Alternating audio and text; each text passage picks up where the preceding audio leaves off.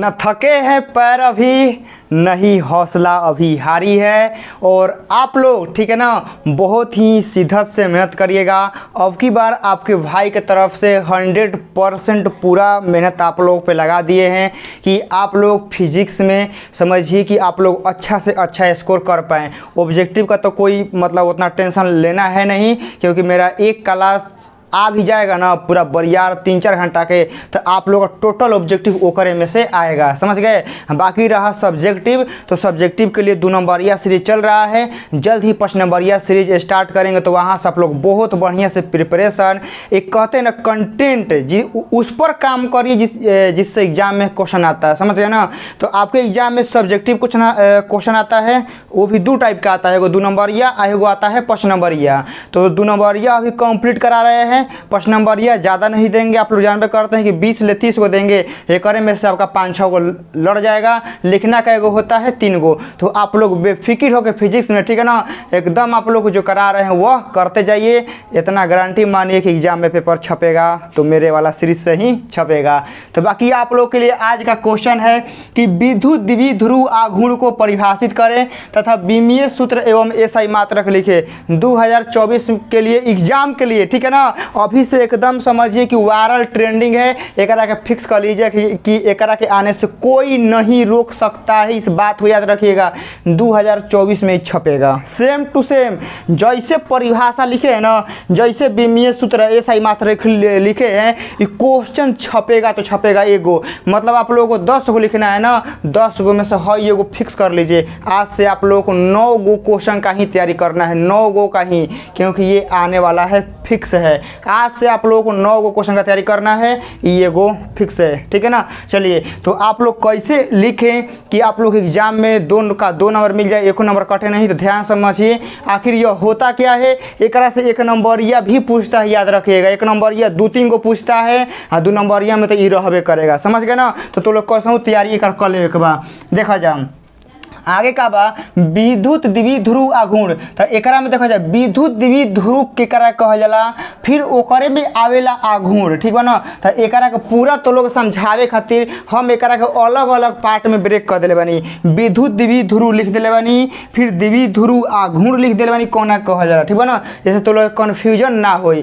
तो अब देखो सबसे पहले चीज हम लिखले बानी विद्युत द्विध्रुव, ठीक बा ना। विद्युत द्विध्रुव का होला तो लोग नामे में बा, का बा नामे में बा कि जहाँ विद्युत आवेला, एकरा मतलब कि ओहिजा विद्युत क्षेत्र के बात हुई या तो ओहिजा आवेश के बात हुई। कब जी भैया ई तो बात एकदम पॉइंट के बतैल हवा कि जहाँ विद्युत आवेला तो ओहिजा या तो आवेश के बात हुई ना तो विद्युत क्षेत्र के बात हुई, फिक्स बाकी होखबे करी। तो एकरा में देखो द्विध्रुव, ध्रुव माने समझो ना कि आवेश, ध्रुव माने समझा कि का आवेश, आ द्वि मतलब का 2 गो, यानी जौना में 2 गो आवेश रही उहे सिस्टम के कहल जाई विद्युत द्विध्रुव। लेकिन एकरा में कंडीशन रही कि जौन आवेश रही ओकर परिमाण सेम रही, लेकिन चिन्ह अलग अलग रहे के चाहिए। बुझा गइल का कहे का मतलब। हम का कहतनी कि विद्युत द्विध्रुव नामे में बा कि द्वि मतलब का 2 गो, ध्रुव माने समझ लिया जा कि आवेश, समझ लिया जा अपने से कि द्विध्रुव माने 2 गो आवेश चाहिए। 2 गो आवेश क्वेश्चन चाहिए समान परिमाण के आ विपरीत नेचर के, मतलब एगो प्लस चाहिए तो एगो माइनस चाहिए, बुझा गेल ना, लेकिन परिमाण सेम चाहिए। तो ये पूरा सिस्टम के कहल जाला विद्युत द्विध्रुव। परिभाषा देख रहा जा, विद्युत द्विध्रुव जब समान परिमाण, बोले ना परिमाण का रहना चाहिए, परिमाण हमारा समान रहना चाहिए, तथा विपरीत प्रकृति। विपरीत प्रकृति कहने का मतलब क्या है कि उनका चिन्ह अलग अलग, मतलब कि प्लस माइनस आवेश होता है ना 2 प्रकार का, एगो धन होता है एगो ऋण होता है। तो धन को करते हैं प्लस से, ऋण को किसे करते हैं माइनस से। तो वही यहाँ समझने वाला बात है। विपरीत प्रकृति का मतलब है ना कि चिन्ह अलग अलग, ठीक है ना, एगो प्लस तो एगो माइनस। तो विपरीत प्रकृति के 2 अल्प आवेश, कहने का मतलब जो आवेशो होगा ना वो बहुत बड़हन नहीं होगा, वो आवेशो छोटहन सा होगा, समझ गए ना। मतलब विद्युत द्विध्रुव में 2 गो आवेश रहता है समान परिमाण के, विपरीत प्रकृति के। लेकिन जो ये आवेश रहता है ना, बहुत बड़हन बड़हन आवेश नहीं रहता है, छोटहन छोटहन रहेगा, समझ गए ना। दो अल्प आवेश बहुत ही कम दूरी पर रखे जाते हैं तो इनके इस आवेश युग्म को विद्युत द्विध्रुव कहते हैं। जैसे आप लोग देख सकते हैं कि हेजा एगो प्लस रखे हैं, ठीक है ना, हेजा आप लोग का रखे हैं माइनस रखे हैं। प्लस माइनस के बीच का दूरी क्या है, बीच के दूरी क्या है, डी है। तो इस सिस्टम के कहते हैं विद्युत द्विध्रुव, समझ गए ना। ये सिस्टम है। विद्युत द्विध्रुव का न एसआई मात्रक होता है न बीमा होता है। काहे नहीं होता है? क्योंकि विद्युत द्विध्रुव हमारा एक सिस्टम है, समझ गए ना। क्या है? सिस्टम, बस क्या है? सिस्टम है। तो वही लिखा हुआ है प्लस माइनस, यानी देखिए यह प्लस है माइनस है, विपरीत प्रकृति का है। प्लस पर देखिए कितना चार्ज लिए हैं, क्यू, एकरो पे कितना है लिए हैं, क्यू। तो दोनों का परिमाण निकालेगा तो क्या आएगा, क्यू आएगा। तो दोनों का परिमाण सेम है, इन दोनों को डी दूरी पर रखे हैं, तो इस सिस्टम को कहते हैं विद्युत द्विध्रुव। समझ गए? कोई दिक्कत तो लोग ना होके के चाहिए, जहाँ तक हमारा उम्मीद हुआ। चला जाओ अब अगला ये से आवता बाबू लोग विद्युत द्विध्रुव आघूर्ण। का होता बाबू लोग? विद्युत द्विध्रुव आघूर्ण। एक इंग्लिश लिख लिया जा, इलेक्ट्रिक डाइपोल मोमेंट। बुझा गया ना। इलेक्ट्रिक देखो हेकर होला इलेक्ट्रिक डाइपोल, हाँ एकर इंग्लिश होला इलेक्ट्रिक डाइपोल मोमेंट, यानी विद्युत द्विध्रुव आघूर्ण। अब चलो ये से कर देखा जा कि विद्युत द्विध्रुव में स्थित किसी एक आवेश का परिमाण तथा इनके बीच के अल्प दूरी के गुणनफल को विद्युत द्विध्रुव आघूर्ण कहते हैं। विद्युत द्विध्रुव आघूर्ण क्या है? आप लोग परिभाषा रटते हैं तो लोग रटे के नहीं खे आज से तो लोग रटे के नहीं खे। विद्युत द्विध्रुव आघूर्ण का है कि देखो नामे में बा, नामे में का बा कि द्विध्रुव मतलब कि ऐसन सिस्टम जौना में दू गो आवेश रही। आघूर्ण लगावे के मतलब कि अब अगर कहानी में क्या हुई चेंजिंग आई कि जवन हेकरा में दू गो आवेश बा तो दोनों आवेश में से कौनो एगो आवेश के परिमाण लेवे के बा। ध्यान से हमार आँख पे फोकस करे का समझावता नहीं है। द्विध्रुव मतलब समझे कि दू गो का बा आवेश बा तो आघूर्ण लागल बा ना, तो इहे कहानी चेंज करी। तो द्विध्रुव में दू गो आवेश रहेला। आघूर्ण कहानी का बनावेला ध्यान समझा कि द्विध्रुव में जवन दूगो आवेश रहेला ओकर कोनो एगो आवेश के परिमाण, बुझा गइल, कोनो एगो आवेश के परिमाण आ प्लस थी गुना आ ई जवन दूगो आवेश जितना दूरी पर रख रही एकरे गुणनफल के द्विध्रुव आघूर्ण कही ना जा। बुझा गइल। इसे तो लोग फार्मूला भी देख सकला जा, कोनो ज़्यादा हार्ड नहीं है। बुझा गइल।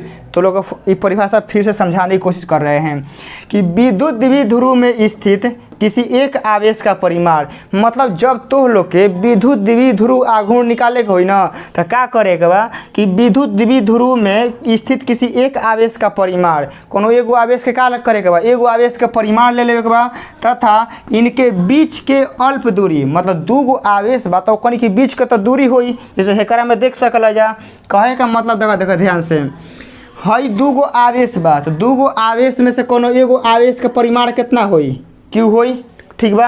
ये दोनों आवेश के बीच के दूरी कितना बा, डी बा, तो डी गुना कर द। आगे पढ़, इनके बीच के अल्प दूरी के गुणनफल को विद्युत द्विध्रुव आघूर्ण कहते हैं। हेकरे के तो विद्युत द्विध्रुव आघूर्ण कहल जाला। बुझा गइल।